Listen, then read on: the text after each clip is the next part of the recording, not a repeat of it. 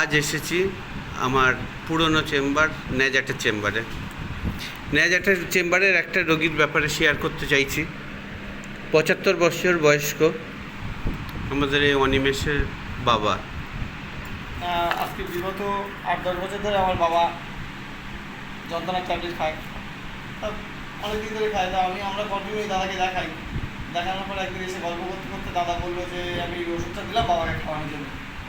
বাবাকে সেই ওষুধটা খাওয়ানোর পর থেকে এমনি অনেকবার পাঠানোর চেষ্টা করেছো, আসেনি। আসে না, ওই আগে একবার দুবার দেখিয়ে দিয়েছে, তারপর থেকে আসতো না, কানে কম শোনে তো সেক্ষেত্রে একবার ওষুধ দিয়েছে দাদা। তারপরে খাওয়ার পরে আজকে প্রায় দিন 15-20 আগে, তারপরে মোটামুটি ওষুধটা খাওয়ার পরে উনি সুস্থ ছিল। তারপরে একদিন এসে গত মাসখানেক আগে এসে দেখিয়ে গিয়েছে।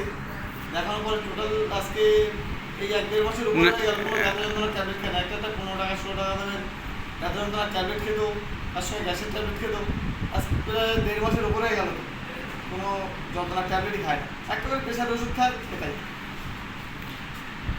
তো আপনারা দেখছেন আমার বাবাকে আমি দিয়েছিলাম শুধুমাত্র কস্টিকাম 1-2, না দেখেই, কোনো কেস টেকিং নয়, কোনো না দেখেই ওষুধটা দিয়েছিলাম। কেস টেকিংও কিছু করতে হয়নি। তো আমরা চিকিৎসা করি doctor Robin Barman method of proper homeopathy treatment অনুসরণ করে। স্যারের দেখানো পথে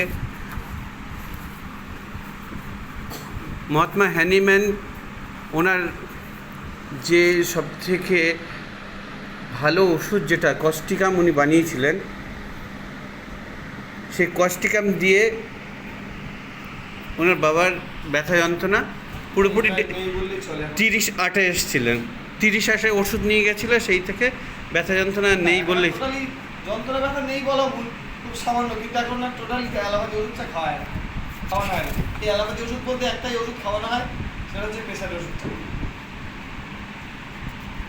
তাহলে ধন্যবাদ হ্যানিম্যানজিকে, ধন্যবাদ আমার গুরু ডক্টর রবীন বর্মন স্যারকে। ওনার দেখানো পথে আমি যথেষ্ট সাকসেস পাচ্ছি, আর এইভাবে যাতে মানুষের সেবা করে যেতে পারি। তো ধন্যবাদ। তুমি যে বললে, তুমি মুখ দেখালে, ধন্যবাদ। সোশ্যাল মিডিয়ায় দেবো কিন্তু, তোমার আপত্তি নেই? অসুবিধা কি আছে?